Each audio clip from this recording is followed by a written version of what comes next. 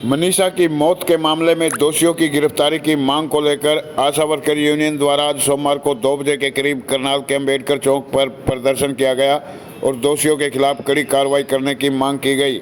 मौके पर आशा worker union की प्रवक्ता ने जानकारी देते हुए बताया कि भिवानी में महिला टीचर की निर्मम हत्या के मामले में, उनकी मौत के मामले में आज प्रदर्शन किया जा रहा है। जो भी इस मामले में दोषी हैं उनके साथ सख्त से सख्त कानूनी कार्रवाई करने की मांग की जा रही है। मौके पर बड़ी संख्या में आशा वर्कर यूनियन से जुड़ी महिलाएं मौजूद रही।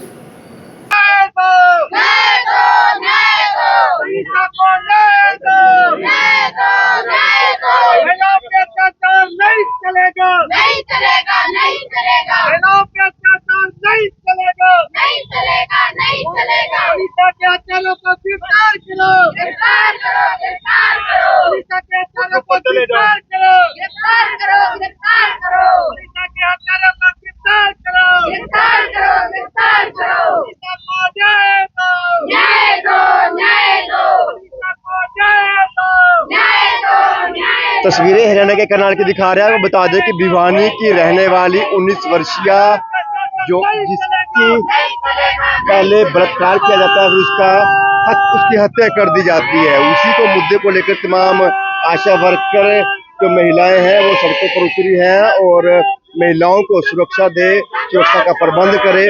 उसी नारों के साथ तमाम महिलाएं सड़कों पर उतरकर अपनी आवाज सरकार तक पहुंचाने का प्रयास लगातार करती आपको नजर आ जाएंगी। भिवानी का एसपी मुर्दाबाद, मुर्दाबाद, मुर्दाबाद। भिवानी का एसपी मुर्दाबाद, मुर्दाबाद, मुर्दाबाद। महिला को शासन न देने सरकार मुर्दाबाद, मुर्दाबाद, मुर्दाबाद। मनीषा के हत्यारों को गिरफ्तार करो, गिरफ्तार करो, गिरफ्तार करो। मनीषा के हत्यारों को गिरफ्तार करो, गिरफ्तार करो, गिरफ्तार करो। मनीषा को न्याय दो, न्याय दो, न्याय दो। मनीषा को न्याय दो, न्याय दो, न्याय दो। महिलाओं का शासन नहीं चलेगा, नहीं चलेगा, नहीं चलेगा। सरकार मुर्दाबाद, मुर्दाबाद, मुर्दाबाद। आज क्यों प्रदर्शन किया जा रहा है? ये प्रदर्शन मनीषा जो 19 वर्षीय अध्यापिका थी भिवानी में सिंघानी गांव के अंदर, उसकी जो नृशंस हत्या हुई है उसके खिलाफ आज ये प्रदर्शन है। 11 तारीख को स्कूल में गई थी मनीषा, उसके बाद वो घर नहीं लौटी।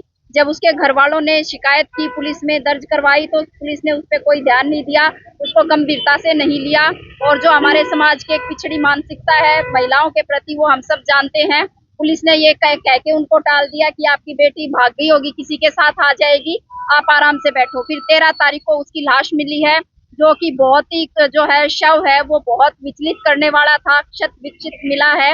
उसके बहुत सारे अंग गायब हैं, आंखें भी निकाली हुई हैं और उसकी गर्दन को धड़ से अलग किया गया था। तो ये जो नृशंस हत्या हुई है, इस हत्या के अंदर जो दोषी हैं उन दोषियों पे कार्रवाई हो, उनको सजा दी जाए।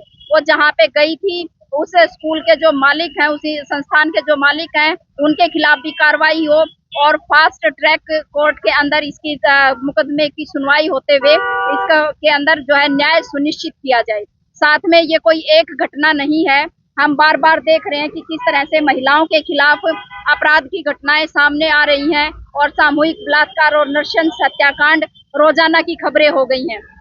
हमने 2012 में निर्भया हत्याकांड देखा था, उसके बाद से एक कमेटी बनी। कमेटी ने महिलाओं की सुरक्षा को कैसे कैसे सुनिश्चित किया जा सकता है इस बारे में अनेक सिफारिशें दी हैं।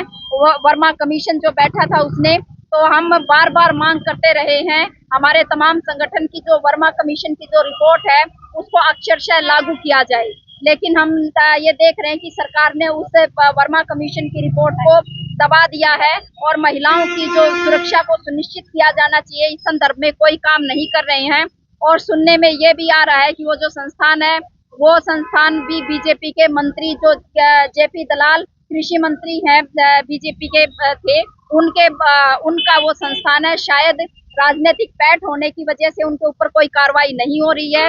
वहाँ पूरे इलाके की जनता के अंदर भयानक रोष है, वहाँ पे प्रदर्शन चला हुआ है, दिन रात लोग जो है धरने पे बैठे हुए हैं न्याय सुनिश्चित करवाने के लिए। और हम हरियाणा के तमाम कोने कोने से ये मांग उठा रहे हैं और ये कह रहे हैं कि ये ऐसे जो है नृशंस हत्याकांड, महिलाओं के खिलाफ ये अपराध हम किसी भी सूरत में बर्दाश्त नहीं करेंगे और इस पे तुरंत कार्रवाई होनी चाहिए। दोषियों को तुरंत गिरफ्तार किया जाना चाहिए, उनको कड़ी सजा दी जानी मुख्यमंत्री चाहिए। कह रहे हैं कि हमें इंसाफ जल्दी मिलेगा और उसके साथ चीजें ऐसे भी निकल कर सामने आ रही, कुछ कह रहे हैं कि सुसाइड किया गया, ऐसी चीजें क्यों निकल कर सामने आ रही है? मतलब सुसाइड आप ये देखो कि किसी की आंखें निकाल रखी है, किसी का जो है धड़ गर्दन से अलग कर रखा है, और किसी को सुसाइड करनी थी तो वो अपने घर में कर सकते हैं। कोई अपनी गर्दन अपने आप काट सकता है क्या? कोई अपनी आंखें अपने आप से निकाल सकता है? उसके कई अंग शरीर के गायब हैं, तो वो कैसे गायब हुए हैं? तो ये केवल और केवल जो अपराधी हैं, ये उन अपराधियों के रूमर्स होते हैं कि किसी ना किसी तरीके से मामले को मोड़ दिया जाए और उसमें न्याय सुनिश्चित ना हो पाए।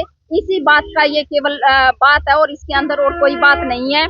और मुख्यमंत्री कह रहे हैं जल्दी न्याय सुनिश्चित होगा, हम भी यही मांग कर रहे हैं। अच्छी बात होगी यदि वो ऐसा कर रहे हैं तो, लेकिन हम बीजेपी के राज में ये देख रहे हैं कि ऐसा नहीं हो पाता अक्सर।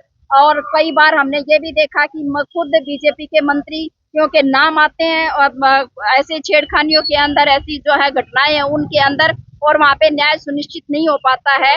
हरियाणा की खिलाड़ी बेटियों के संदर्भ में भी हमने देखा कि किस तरह से ब्रजभूषण शरण पे जो आरोप लगे थे, उसके बाद उनको वहां से हटाया जाना चाहिए था। उनको हटाने की बजाय, उन पे कार्रवाइयां करने की बजाय, उनके बेटे को टिकट दी बीजेपी ने और जीत के आज वो संसद में बैठे हैं और पहले से भी ज्यादा ताकतवर हो गए। तो ये सरकार के जितने भी ऐसे क्रियाकलाप हैं, हम इनकी घोर निंदा करते हैं, कड़ी आलोचना करते हैं, और हम मांग करते हैं कि यहाँ पे कानून व्यवस्था जो है लाई जाए। ये क्या कानून व्यवस्था है हमारे प्रदेश की कि भाई एक बेटी गायब हो जाती है, उसको समय पे ढूंढ नहीं पाते हैं, फिर उसका टुकड़ों टुकड़ों में उसका शरीर बरामद होता है, और उससे फिर जो है इस तरह की बातें फैलाई जाती हैं, कोई न्याय सुनिश्चित नहीं किया जाता है। तो ये बर्दाश्त करने योग्य बातें नहीं है। सरकार से हमारी अपील है कि इस पे तुरंत और कड़ी से कड़ी कार्रवाई होनी चाहिए।